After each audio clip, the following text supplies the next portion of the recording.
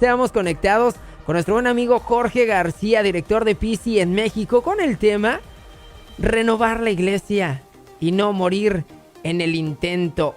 Un tema que debemos de platicar, así que dele el sorbito a su cafecito y quédese con nosotros. Amigo, buenos días, qué gusto tenerte con nosotros, bienvenido. ¿Qué tal, Jorge? Muy buenos días. Y de la misma manera a todo el mundo que nos da la oportunidad de escucharnos, muy buenos días. Un tema bastante interesante, amigo. A ver, platícanos al respecto. Sí, pues como recuerdas que vimos la semana pasada, analizamos las realidades de las pandemias, de las más importantes o las más trágicas que ha sufrido la humanidad. Hoy vamos a ver algunos ejemplos, unos muy reducidos, de qué hacía la iglesia durante esta pandemia. Y cuando hablo de la iglesia cristiana, de los que tienen los fundamentos cristianos, y me gustaría que tuviéramos esta oportunidad de abrir precisamente la perspectiva de entender qué son los principios cristianos los que queremos tener la oportunidad de exponer en el día de hoy, ¿no? ¿Qué hacía la iglesia en ese momento, no? Y yo creo que con esto espero que podamos tener respuestas para poder justificar o poder tener más argumentos sobre cómo renovar la iglesia y no morir en el intento, ¿no? Y entro de lleno con los ejemplos de qué hacía la iglesia, ¿no? Voy a tratar únicamente 3 de las pandemias, porque pues han sido las más relevantes y las que mayor información se tiene, ¿no? Al respecto de qué hacía la iglesia, ¿no? Recordemos, bueno, y si queremos recordar los datos de cada una de estas pandemias, pues escuchemos la parte 1 de Renovar la Iglesia y no morir en intento del pasado martes, ¿no? Ahí podremos escuchar con mayor detalle a qué estamos hablando, ¿no? Recordemos que hablamos de la peste negra, que fue entre los años 1346 al 1353. ¿Qué hacía la iglesia en ese momento? En la Edad Media, en ese momento de la peste negra, estaba mucho de auge ya entre muchos de los cristianos el aislarse del mundo. Entonces los monasterios empezaron a tener mucho éxito, ¿no? Es decir, la gente va a ir a retirarse, a encerrarse y no tener contaminación con el mundo. Un aspecto muy bueno por las características que había en el mundo. Pero viene la peste y entonces la gente, en lugar de encerrarse, vio la necesidad del mundo y empezó entonces a salir de los monasterios para servir a la gente, o empezó a dejar su aislamiento para servir a la gente. Eso hacía la iglesia en la peste negra del 346. La iglesia era el centro de toda la atención organizada. La atención médica organizada venía completamente de la iglesia, ¿no? O bajo el auspicio de la iglesia a través de sus edificios o a través de las propias personas que eran parte de la iglesia, ¿no? Aún en medio de toda esa agitación, los creyentes no dejaron de acudir a las enfermerías para asistir material y espiritualmente a los enfermos y a los moribundos, sabiendo de antemano que esto tenía un gran problema, que podían ser contagiados y que posiblemente los mataría. Mas, sin embargo, también miles de clérigos tomaron esta iniciativa arriesgando sus vidas para brindar ese consuelo y esa esperanza ese consuelo para aliviar ese temor que la gente tenía, ¿no? La mayor parte de los pobladores de la Edad Media, pues obviamente no tenía servicios médicos, por lo que la suerte de sus necesidades más básicas, como el dormir, como el cobijo, como el beber agua y comer, quedaban únicamente a la ayuda que alguien les pudiera brindar, a la ayuda voluntaria y gratuita. ¿Y quiénes crees que eran los que ayudaban gratuito y voluntariamente a esas personas? Indudablemente la iglesia, ¿no? En la pandemia de la viruela, en el 1701 al 1800, recordemos que mató a más de 60 millones de personas, había un clérigo llamado Belsunce, y él decía, o él se dedicó personalmente, él en persona, junto con los recursos de la iglesia, a asistir a los enfermos. Y él decía, él utilizó esta frase que te voy a leer. Sus palabras fueron así: Dios no permita que abandone a aquellos a los cuales yo obligatoriamente soy su padre. Debo mis cuidados y mi vida, pues yo soy su pastor. Esa era la actitud de los cristianos, ¿no? Ese era el espíritu que había dentro de los cristianos, ¿no? Algo mucho más cercano, la gripe española en el 1918 durante los últimos meses de la Primera Guerra Mundial, ¿no? Indudablemente ahí se vio que la iglesia se mantenía a la vanguardia en la batalla médica y espiritual contra la enfermedad. Por lo tanto, cuando el Consejo de Salud de Filadelfia ordenó el cierre de todas las escuelas y suspendió todos los servicios religiosos, ¿te suena familiar? Ajá, hasta nuevo aviso. El arzobispo Dennis Dougherty ofreció los edificios de la iglesia para ser utilizados como hospitales temporales, es decir, no me dejas abrir la iglesia, no me dejas reunirme como cultos, pero ahí está para que atiendas a la población, ¿no? Además reclutó a todos los sacerdotes, a todas las monjas no enclaustrados y miembros laicos de la Sociedad de San Vicente, para ayudar a las víctimas de la gripe, ¿no? Ahora, con estos ejemplos, ¿qué deseamos destacar con respecto al tema de renovar la iglesia y no morir en el intento? No son una invitación a repetir estas acciones. No estamos diciéndolo para decir vayamos y hagamos lo mismo. Estos ejemplos no son para eso, ¿no? Pisi jamás da la posibilidad de tener un ejemplo general o una receta general. Vamos a hacer esto. No, no es así. Nosotros deseamos caminar juntos para analizar esta realidad que estamos enfrentando. Retomar los principios bíblicos que como cristianos tenemos y dirigidos por Dios diseñar las formas, los mecanismos, los procesos, etcétera, que nos permitan tener una acción concreta y mostrar las intenciones de Dios.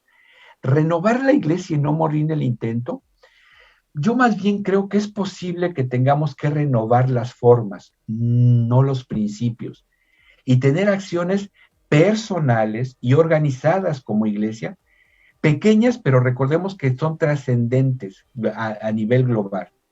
Recordando que estas acciones son el fruto de nuestro caminar diario con Dios. No se trata de obras, se trata de frutos. Y la invitación que nosotros tenemos es que caminamos juntos, enfrentamos esta situación juntos, analizamos esto juntos, buscamos las formas que necesitamos para tener la oportunidad de manifestar esos principios. Cuando hablamos de renovar la iglesia y no morir el intento, no estamos hablando de una iglesia nueva. Es posible que nosotros tengamos que renovar nuestras formas, que se adapten a esta pandemia para mostrar las intenciones de Dios, los principios que como cristianos tenemos.